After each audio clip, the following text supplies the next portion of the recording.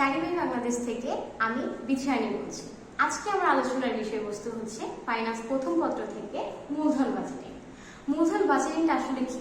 মূলধন বাজেটিং হলো দীর্ঘমেয়াদী বিনিয়োগ সিদ্ধান্ত গ্রহণের একটি প্রক্রিয়া। আমাদের প্রকল্প নির্বাচনের ক্ষেত্রে আমাদের হাতে অনেকগুলো অল্টারনেটিভ অপশন থাকে, একাধিক প্রকল্প থাকে। এখন এই একাধিক প্রকল্পের থেকে কোন প্রকল্পটা আমার জন্য লাভজনক এবং কোন প্রকল্পটা আমার জন্য লাভজনক নয়, এটাই আমরা বের করতে পারি মূলধন বাজেটিং প্রক্রিয়ার মাধ্যমে। মূলধন বাজেটিং প্রক্রিয়ায় আমরা মূলত 4টা ধাপে প্রকল্প নির্বাচন করতে পারি। প্রথম ধাপ হচ্ছে পিপিপি বা পেব্যাক সময়, দ্বিতীয় ধাপ হচ্ছে এআরআর বা গড় মুনাফার হার, তৃতীয় ধাপ হচ্ছে এনপিভি বা নিট বর্তমান মূল্য এবং সর্বশেষ ধাপ হচ্ছে আইআরআর বা আন্ত আয় হার। এই 4টা ধাপের মাধ্যমে মূলত আমরা একটা প্রকল্পকে মূল্যায়ন করতে পারি যে প্রকল্পটা কি আমার জন্য আসলেই লাভজনক, নাকি এই প্রকল্পটা থেকে আমি যদি বিনিয়োগ করি বা এই প্রকল্পটা যদি আমি বেছে নিই তাহলে এটা আমার জন্য ক্ষতির কারণ হয়ে দাঁড়াবে ভবিষ্যতে। এখন এই পিপিপি, এআরআর, এনপিভি এবং আইআরআর এই 4টা স্টেপ আইডেন্টিফাই করার জন্য বা বের করার জন্য আমাকে মূলত এই অধ্যায়ের এই বেসিকটাকে শুরু করতে হবে। যেমন আমার প্রশ্নে দেওয়া থাকতে পারে বিক্রয় অথবা আয়।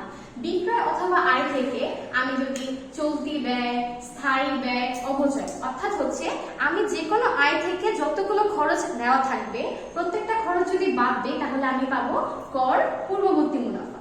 কর পূর্ববর্তী মুনাফা থেকে আমি যদি কর হারটা বাদ দিই তাহলে আমি পাবো নিট মুনাফা অথবা কর পরবর্তী মুনাফা। নিট মুনাফারই একটা অল্টারনেটিভ নাম হচ্ছে কর পরবর্তী মুনাফা। এখন প্রশ্নে যে সবসময় আমাকে স্থায়ী ব্যয় দেওয়া থাকবে বা চলতি ব্যয় দেওয়া থাকবে এরকম না। প্রশ্নে আমাকে শুধু বিক্রয় দিয়ে স্থায়ী ব্যয় দিতে পারে বা বিক্রয় দিয়ে চলতি ব্যয় দিতে পারে বা বিক্রয় না দিয়ে আমাকে শুধু চলতি ব্যয় বা স্থায়ী ব্যয় থেকে অঙ্ক শুরু করতে পারে, অথবা আমাকে এত কিছু না দিয়ে শুধু এই জিনিসটা দিয়ে দিতে পারে যে কর ও অবচয় পূর্ব মুনাফা। এখন প্রশ্নে যদি কর ও অবচয় পূর্ব মুনাফা দেওয়া থাকে তাহলে আমাকে প্রথমে কি করতে হবে? কর ও অবচয় পূর্ব মুনাফা থেকে অবচয় বাদ দিতে হবে। কর ও অবচয় পূর্ব মুনাফা থেকে আমি যদি অবচয়টা বাদ দিই তাহলে আমরা কি পাবো? কর পূর্ববর্তী মুনাফা। আর কর পূর্ববর্তী মুনাফা থেকে আমি যদি কর হারটা বাদ দিই, কর হার হইতে পারে 40%, হইতে পারে 50%, যেটা আমার হচ্ছে প্রশ্নে দেওয়া থাকবে। এই কর হারটা যদি আমরা বাদ দিই তাহলে আমরা পাবো নিট মুনাফা বা কর পরবর্তী মুনাফা।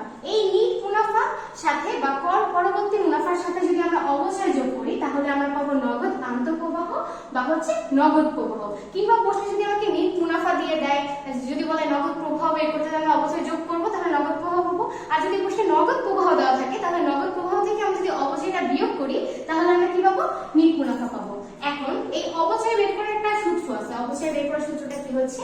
বিনিয়োগ থেকে যদি আমরা ভগ্নাবশেষ মূল্য বিয়োগ করি, বিনিয়োগ প্রশ্নে দেওয়া থাকবে, ভগ্নাবশেষ মূল্য দেওয়া থাকতেও পারে, আর যদি না থাকে তাহলে আমরা জিরো ধরে নেব। বিনিয়োগ থেকে যদি আমরা ভগ্নাবশেষ মূল্য বিয়োগ করি এবং সেটাকে যদি আয়ুষ্কাল বা বছর, প্রকল্পের আয়ুষ্কাল বা প্রকল্পের বছর দ্বারা ভাগ করি তাহলে আমরা কি পেয়ে যাব? অবচয় পেয়ে যাব।